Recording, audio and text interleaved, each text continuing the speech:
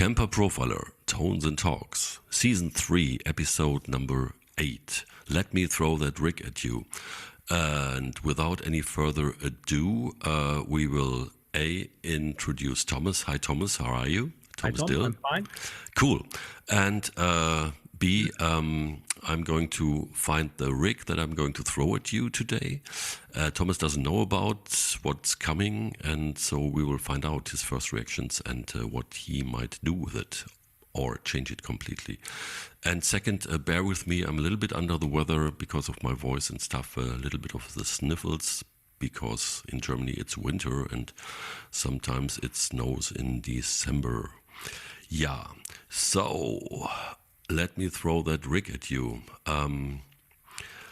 While I'm looking for that rig, have you played around with the stuff I have been thrown at you, or didn't you just have any time? Because, of course, that also happens.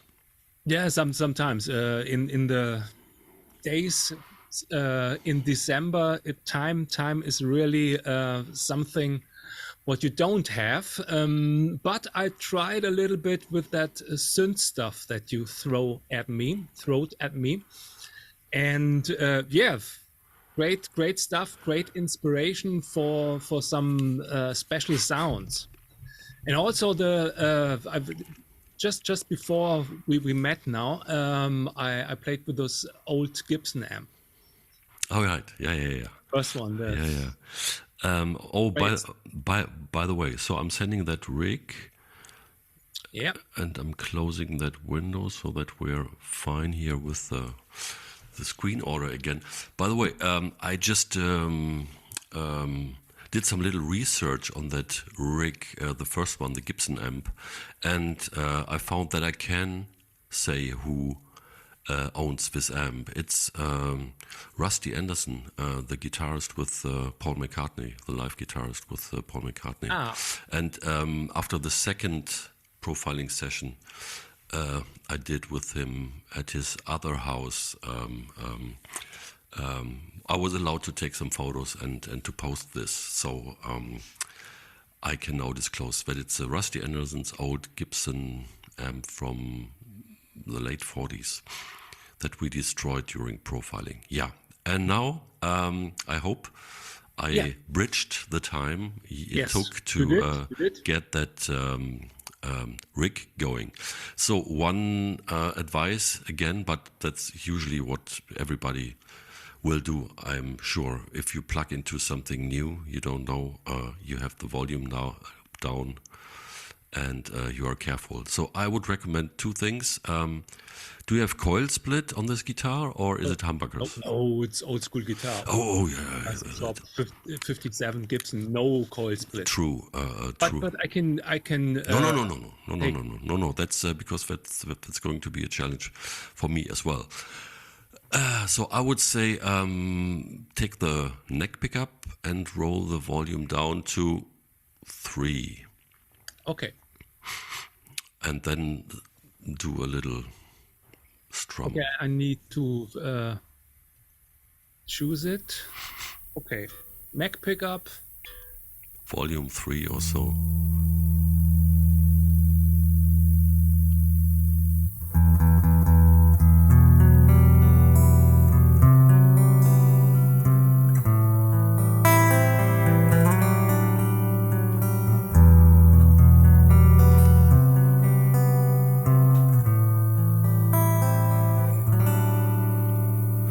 Take body down a little bit, because that's pretty boomy here, but Les Paul has, of course, certain oomph on the neck pickup. Take both pickups. Okay. You mean body? Okay. The parameter. The excuse me, the parameter. Where body down? No. Is Les Paul? Yeah. Okay, for all those who don't know, body means take it into the rig manager, I will show you the screen, and then I will show you the body. The body parameter. So when you had a little bit of too much cholesterol, cholesterol, you can turn down the body by just So here we are. right. Manager, and yeah, you have a lot of stuff going on here. Acoustic simulator in front of the stack. Interesting. And then we have in the acoustic simulator, we have the body. And I take the body down. What do you think about 0? Yeah, try, because it came over here. It was pretty Yeah, boomy. it's quite very much low frequencies. Even less, I guess. Yeah.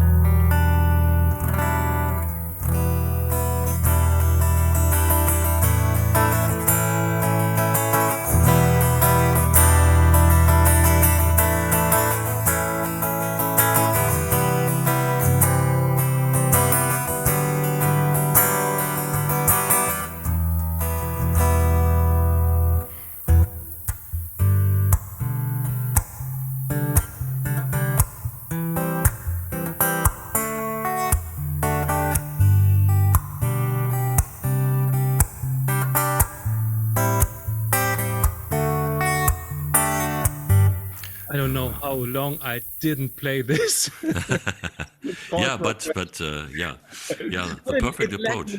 Yeah, it's this. No,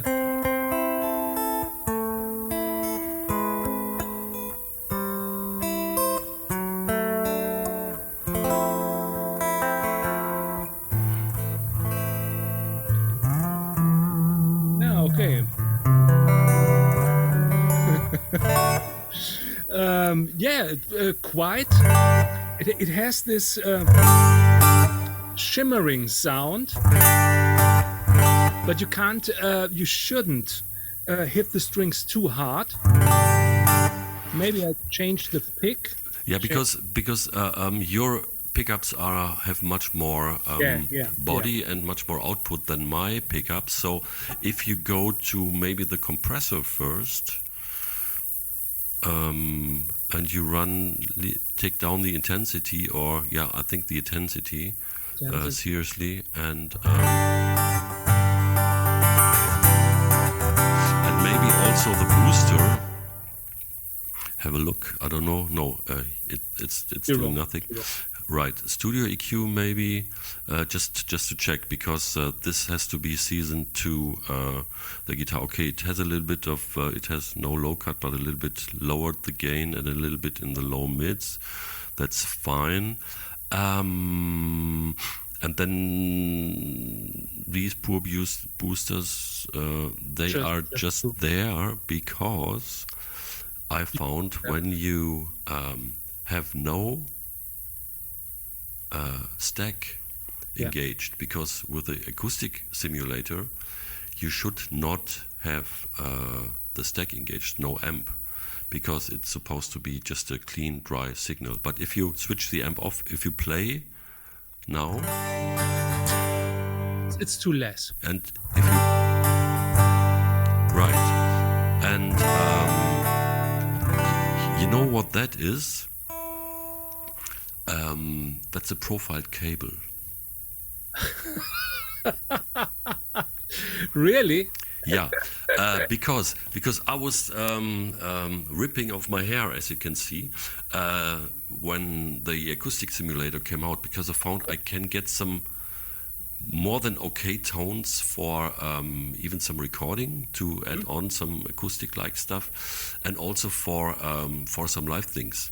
And I always have been dreaming of this, especially for the Dan Electros, which have a little bit like snappy acoustic attack anyways, to have an acoustic-like sound and a usable one without needing to change the guitars, because I hate basically all this piezo acoustic stuff. You really have to turn some things to get this sound somehow natural. So long story short, I was able to dial in some stuff, but it was always a problem because the volume with this switched off amp, I could never get to a point where they could compete with my other rigs. So it was always a challenge. And then I remembered one thing that was mentioned long time ago. And when I ran into Burkhard Dinnis at the Kemper office a couple of weeks back, I remembered that and asked him, well, do you happen to have a cable profile? And he said, sure.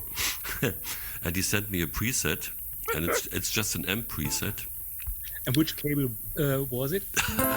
Of course, it was a Mogami yes. microphone cable, gold plated. But I think in this, I hear this. How do you say in English? Spiralkabel. This I have no idea. I think this spiral cords. Spiral cable sounds like this, you know. Yeah, but the color was white, creamy white. Yeah, but the point is that we learned that we should never use guitar cables for amp stuff because they're too thin and the amp gets damaged because of the thin cables are bad for anything that is after the amp and with loudspeakers and things like this. So I hope he took a high quality cable which also is capable of of driving speakers. And I remember a friend of mine who runs a guitar brand company as well. He used to have on offer officially cables which were like the old twisted 2-core lamp voltage cables for a while, because between the amp and the cabinet that was, But let's stop making nonsense. Let's stop this discussion. To come back to this. A lot of this stuff that's in the chain there is just to even out some of the weird things and to make it fit with a certain guitar. So it's pretty interesting on how you would get along with that, and feel free to play a bit and I will turn check. some knobs. I'm thinking about some stuff. Yeah. So and then maybe afterwards with the Strat and the Telly as well. So yeah. So when I'm turning the volume up at 10, it's a bit too much. Maybe turning the compressor off. But you don't get this acoustic style sound. So it should be, volume at the guitar should be turned down. With the Les Paul, it's cool because I can adjust with the 2 volume levels on the pickups. Adjust the treble pickup and the rhythm pickup, or the neck pickup. So neck pickup is at 7, and the other one, the bridge pickup, is at 4.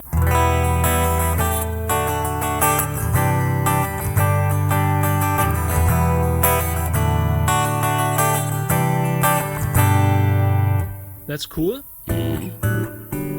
What I was thinking is, instead of the cable taking, where is it? A DI box. Oh, okay. And we have. Where did you get the DI box from? Did you profile a DI box? No. In the bass profiles. Okay. Huh. And my good old friend Oliver Porschmann profiled. Oh, the great player who played on Earth Nation and yes, Demel's Arrowhead. And he had this Ready Tube DI. This is it. Ready Tube DI by Oliver. And here, so I need to make this one, to copy this into If you just save vielleicht vielleicht if you say if you save I save the rig. if you save the rig the and rig, then open then the ready tube DI and then just drag the amp into the presets. yes, that's what I want to do. But another thing we can do, I can copy it. Ah yeah, okay, that's true. So right click on the amp, makes copy, and then going back to, oh yeah, where? Oh yeah, too much rigs. On the top. A stick, then right click and paste. So now we have the ready tube DI. Yeah. And I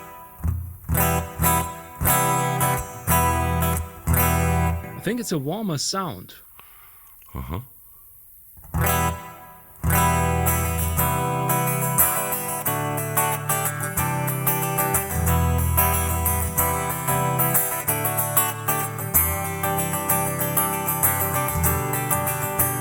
A little bit too much presence for me, my taste, to get a little bit rid of this high frequency stuff. This is acoustic simulator, so if you turn up the presence, it's too harsh. Yeah, and that's also the trick because a lot of people have been struggling with this. You need the sparkle to get that character of an acoustic guitar, but it gets very messy quickly. But to tame that without losing the acoustic character, you can simply either take an EQ afterwards or run down the presence significantly, the presence of the amp part when you have an amp. Because for that stuff, when you're recording, it's great to have a dynamic EQ. Just to tame this frequency range, and it's great to cap filter or something. I'm using very much for guitar recordings to tame these higher frequency, harsh frequenciness with acoustic and electric guitars. This is really great because it's only when you hit the strings harder. But now it's okay.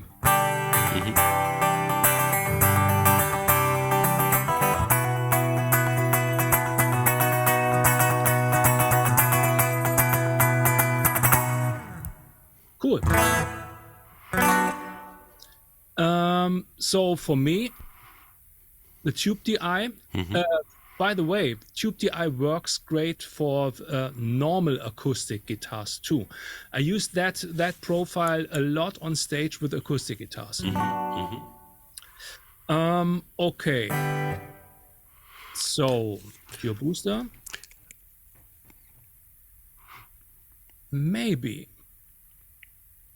trying some other stuff. Where are we? Equalizer. This one. yeah, of course.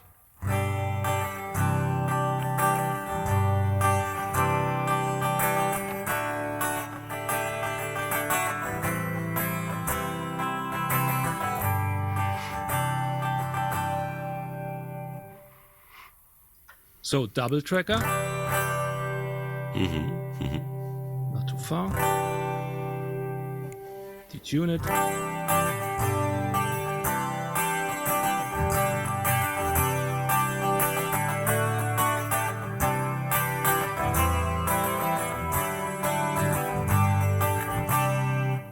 Okay, now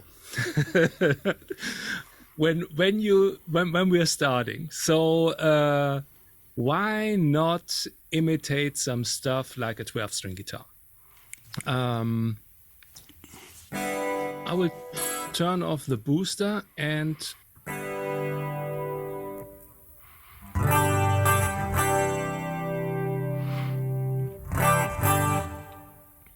so just to get the level. Okay, let's see. Pitch shifter, chromatic pitch, taking the preset defaults. So voice 2 pitch 12 and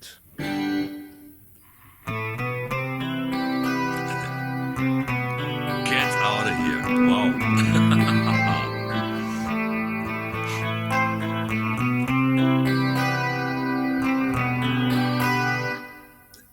some tricky sounds when you play chords, you know. But switch on chords. It works wonders. Oh yeah, normal, smooth, and pure tuning as well. Yeah, of course. Pure tuning.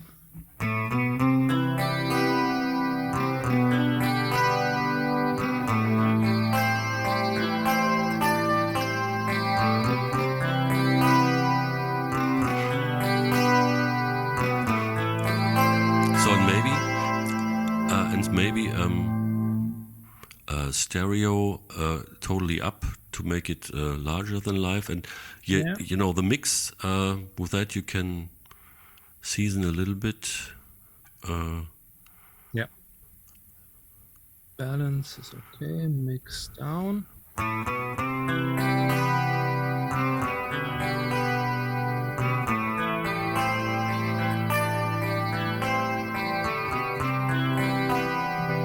Yeah. Ovation on the high string. So this is not normal for a 12-string guitar, but I don't care.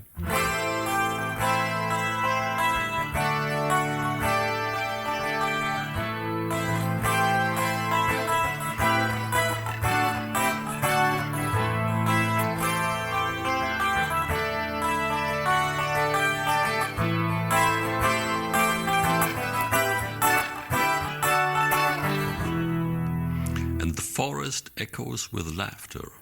Yeah, wonderful.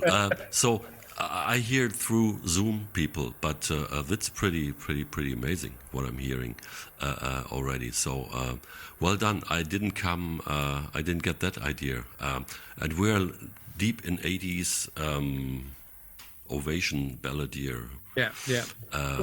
Country. We can change it. We can change some different it to some different stuff. So this would be the normal setting I would choose. We have volume. Take away the next pure booster. Yeah, no problem. Turn the volume somewhere up. You can just increase the rig volume or the rig volume. Because it's we're already in the ballpark that it's fine. Okay, so changing that one here, double tracker here, and then let's see, delay. Should we go some crazy, do some really crazy stuff? No, let's not do crazy. Let's not do art. Let's do holiday season. Like really nice and big and choir like. That one, no. Dual delay. It's the tape one. Tape preset, yes.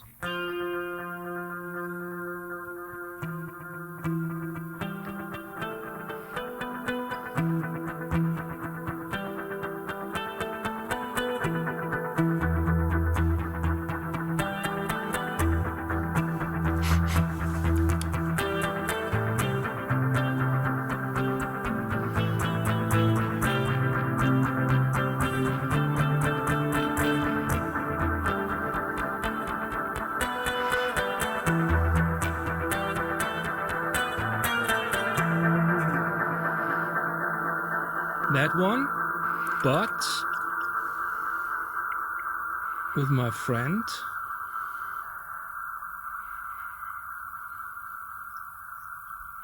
Ionosphere reverb.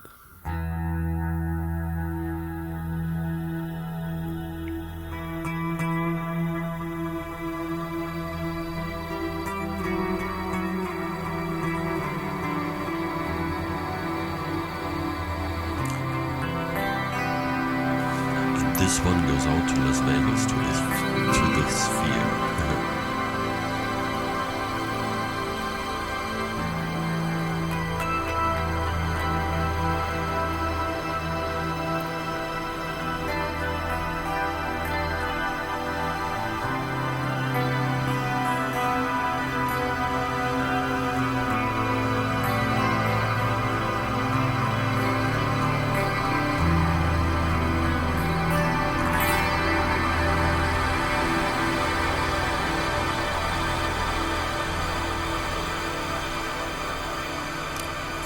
Beautiful. Yeah. Yeah. I'm in the E minor mood today. Well, it fits to the season. Yeah. And yeah, awesome.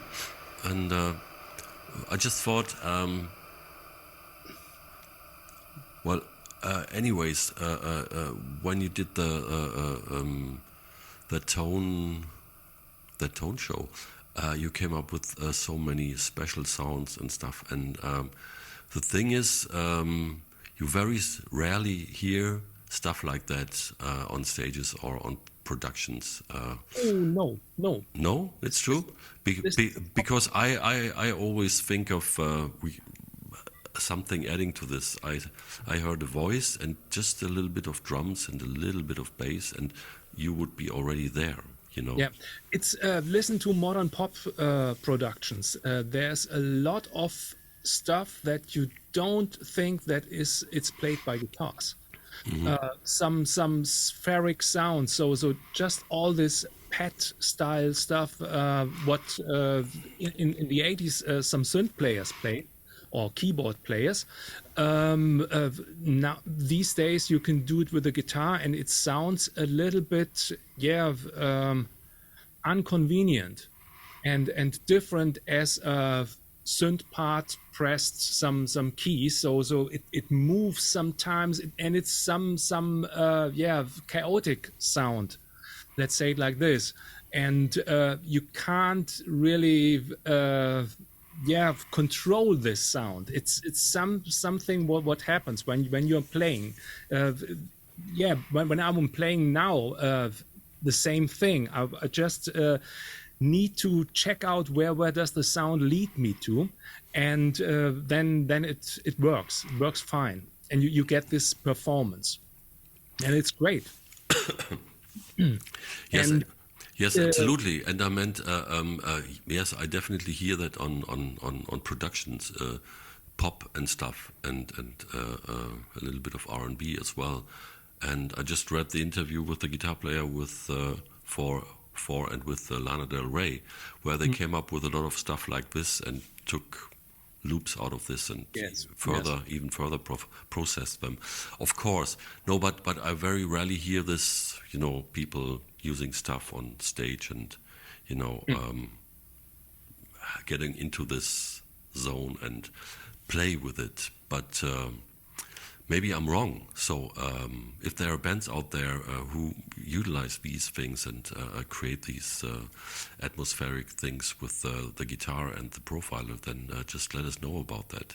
That's pretty interesting and pretty inspiring, I guess. So yeah. So yeah, these are my changes on that sound and that rig. Works great. Should I check it out with another guitar? Yeah, just to wrap it up, this would be interesting, and maybe, a Strat is a Strat, and that's also pretty complete. Maybe something very down to the bone, the essence of all electric guitars with a Tele. Yeah, okay. And Are you here waiting?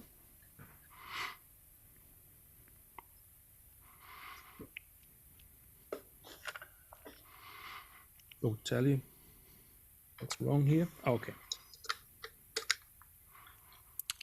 There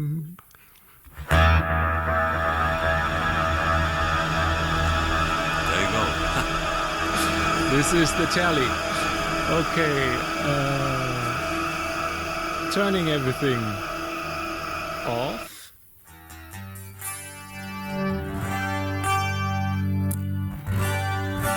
neck pickup. Mm. But first of all, let's tune the telly.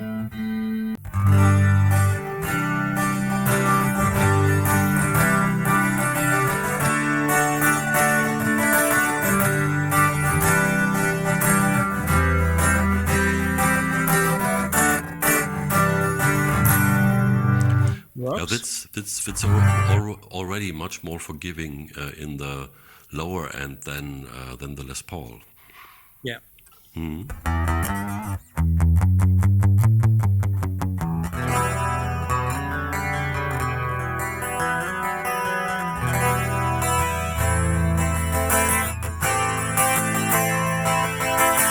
And it's not too hard in the higher frequencies.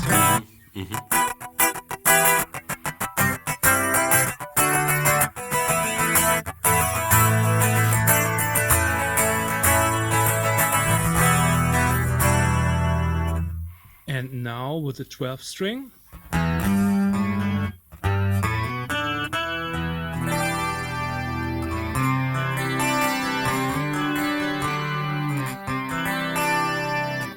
And with all the other stuff.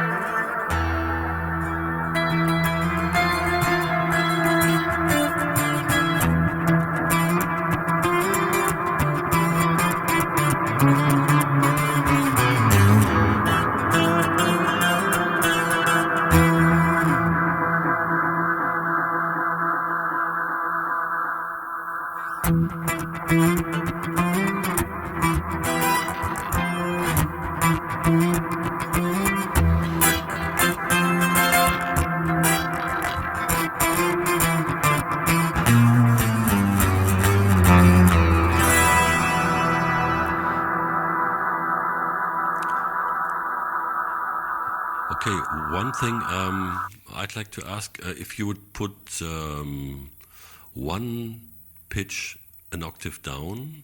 Yeah. Just as an experiment. We have 2 times 12, then go back to minus 12.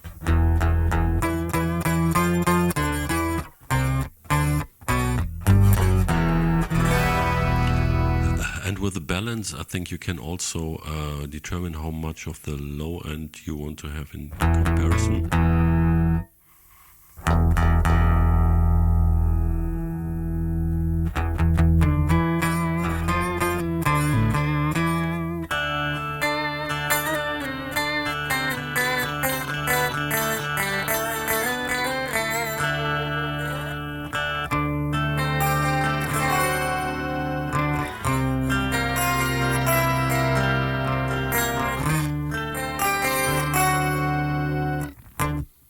Works too.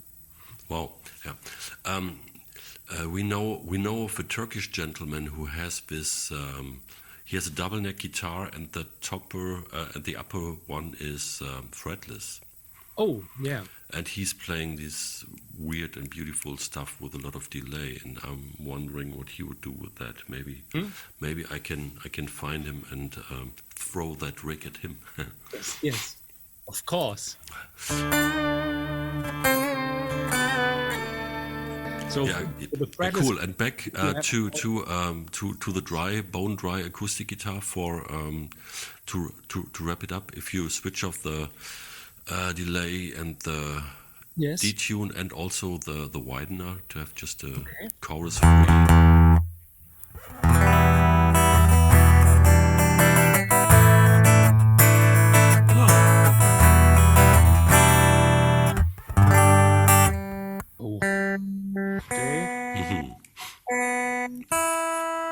Forgiven. Sorry for that, people.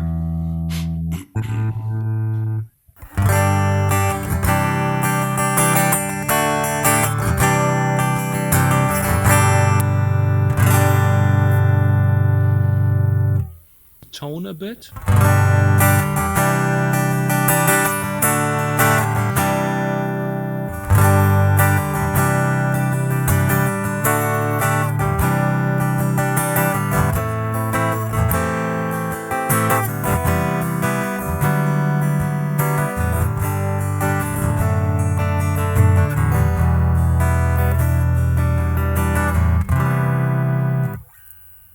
Works fine. Cool. Wonderful. I'm looking forward to getting that rig back from you, and and Yeah, I need to store that. and also I'm looking forward to to getting your tracks, because then I can hear the full, Not via Zoom. the stereo, clean, pristine sound, which is the sound that you will hear as well, people. And wonderful. So I think if you don't have anything to add to this one, I think we can wrap it up. Yeah. And thanks again, Thomas, for being a part of this. Thanks again, people, for watching, and also leaving your comments. If you want to, of course, subscribe, and you'll never miss a Tones and Talks episode. But it's hard to miss, because we're doing this every week. And enjoy the holiday season, Christmas time, anything you celebrate in terms of humanity during the December days. And see you next week. Take care. Bye-bye. Bye.